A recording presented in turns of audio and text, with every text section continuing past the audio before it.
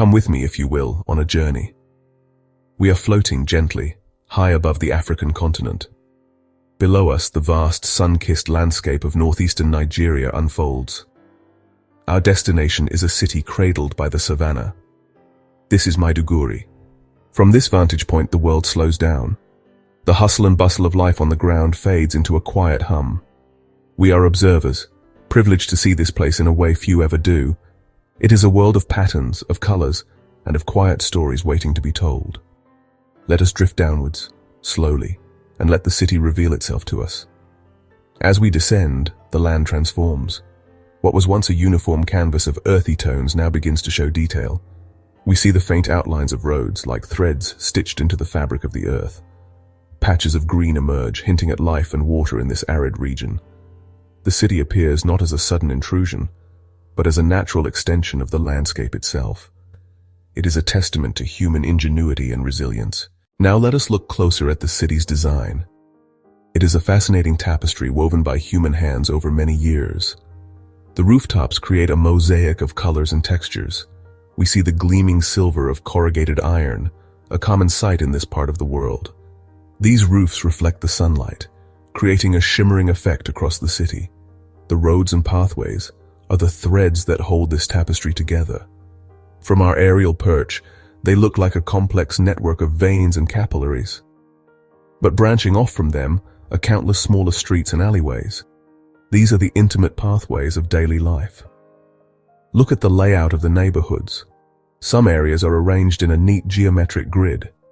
These are the more modern parts of the city, planned for expansion and ease of access. But in other parts, the layout is more fluid, more organic. The buildings huddle closer together, forming cozy, interlocking communities. From our high vantage point, certain structures stand out. Look there at that grand building with its distinctive dome and arches. That is the Palace of the Shehu of Borno. It is more than just a residence. It is the historical and cultural heart of the city. For centuries, this has been the seat of the traditional ruler, a symbol of the enduring legacy of the Kanem Bornu Empire. Now let our eyes drift towards another prominent feature, the Great Mosque of Maiduguri. Its minarets reach towards the sky, elegant and proud. It is a beacon of faith, a central point of spiritual life for the city's inhabitants. From up here, we can see the large open courtyard, designed to accommodate thousands of worshippers. Let us also notice the modern landmarks. There is the University of Maiduguri, a sprawling campus of buildings and green lawns. It is a center of learning and knowledge, a place of hope and aspiration for the future. And we cannot miss the bustling markets. The Monday Market, one of the largest in the region, is a sprawling complex of buildings and open spaces. It is the economic lifeblood of the city. Now, let us turn our attention to the city's natural beauty. Look there, at the gentle curve of the river Ngada. It flows slowly, a ribbon of silver and blue meandering through the landscape. In the dry season, it may shrink to a modest stream, but its importance is immense. Its banks are lined with lush vegetation, a stark and beautiful contrast to the surrounding arid land. Along its course, we can see patches of intense green. These are the market gardens, the small-scale farms where vegetables are grown. From above, they look like a patchwork quilt of emerald and jade. Here, farmers cultivate onions, tomatoes, and leafy greens, feeding the city's population. It is a wonderful example of how people have learned to live in harmony with their environment. Beyond the river, there are other pockets of green. The Sanda Kyarimi Park and Zoo is a large expanse of trees and open spaces. From our aerial perspective, it is a significant green lung for the city. Even within the residential areas, we can see the presence of trees. Neem and mango trees are common, their dark green crowns dotting the landscape of rooftops. Each tree is a small oasis, providing shade, fruit, and a touch of natural beauty. Let us observe the patterns of daily life from our unique perspective. As the sun climbs higher, the city begins to stir.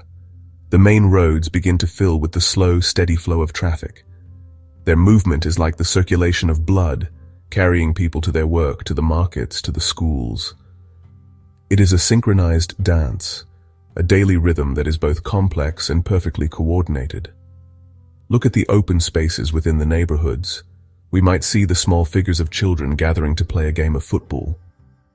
We might see groups of people clustered in the shade of a large tree, talking and sharing stories. The markets are a focal point of this daily energy.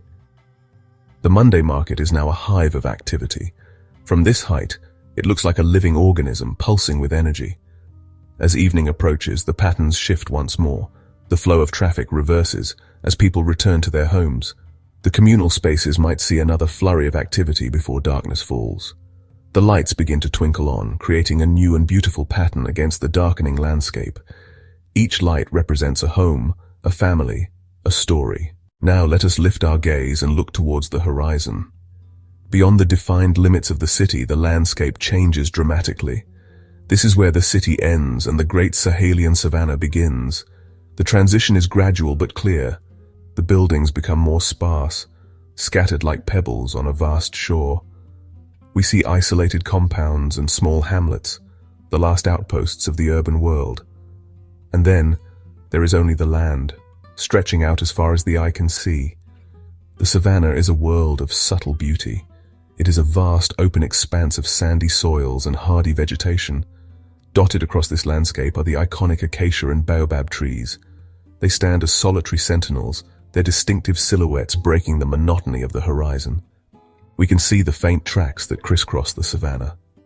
These are not paved roads, but ancient pathways worn into the earth by generations of travelers. They connect Maiduguri to the countless smaller villages that lie scattered across the countryside. This interface between the city and the savannah is a fascinating zone. We can see herds of cattle and goats grazing near the city's edge. It is a landscape shaped by both human activity and the powerful forces of nature. Let us linger for a while as the day draws to a close. The sun begins its slow descent towards the western horizon. This is the golden hour, a magical time of day. The harshness of the midday sun is replaced by a soft, warm, and forgiving light. The entire city of Maiduguri is bathed in a spectacular golden glow. From our aerial viewpoint, the colors are transformed. The metallic gleam of the rooftops softens into a warm, coppery sheen. The sandy earth of the streets and open spaces takes on a deep, rich orange hue. Even the dust in the air, a constant presence in this region, contributes to the spectacle. It catches the light, creating a soft, hazy diffusion that gives the entire scene a dreamlike quality. As the sun finally dips below the horizon, the sky puts on one last show. The western clouds are painted in brilliant shades of pink, orange, and purple. The city below transforms into a silhouette, a dark, intricate shape against the vibrant canvas of the sky. For a few brief moments, the world is suspended in this state of breathtaking beauty. As we observe this ancient city, we must remember that we are looking at more than just a modern settlement. We are seeing the latest chapter in a story that is over 1,000 years old. Maiduguri is the modern heart of a region that was once home to the great Kanem-Bornu Empire. The spirit of that great empire is still alive in the landscape we see below. The very layout of the old city is a reflection of this heritage. The central role of the Shehu's palace, the organization of neighborhoods around mosques and community leaders, these are traditions that have been passed down through generations. The city is a living museum, where history is not confined to books but is woven into the fabric of daily life. The city's location itself is significant. It sits at a historic crossroads of ancient trans-Saharan trade routes. For centuries, caravans carrying salt, gold, leather, and kola nuts passed through this region. Maiduguri inherited this role as a commercial hub. The bustling markets we see today are the modern-day successors to those ancient desert caravanserais. Our time above this remarkable city is coming to an end. As we slowly begin to ascend, the details once again soften and merge. The individual rooftops, the winding streets, the green oases, they all blend back into the larger tapestry. The city becomes a single entity, a jewel of human creation set in the vast expanse of the savannah. From this final vantage point, we are left with a lasting impression of resilience, beauty, and a quiet, unshakable strength. Maiduguri is a city that has faced challenges, yet it continues to endure, to grow, and to thrive. The beauty of Maiduguri, as seen from the sky, is not just in its physical form. It is in the story it tells. It is a story of harmony between the built environment and the natural world. It is a story of a deep and abiding history that informs the present. This aerial journey has allowed us to see beyond the headlines and the complexities of life on the ground. It has offered us a perspective of peace and wonder. We have seen the city as a whole, a living system with its own rhythms and its own unique beauty, and its enduring spirit, like the ancient baobab trees of the Savannah, stands strong and proud against the horizon. It is a gentle reminder that the most profound beauty is often found in the most unexpected of places.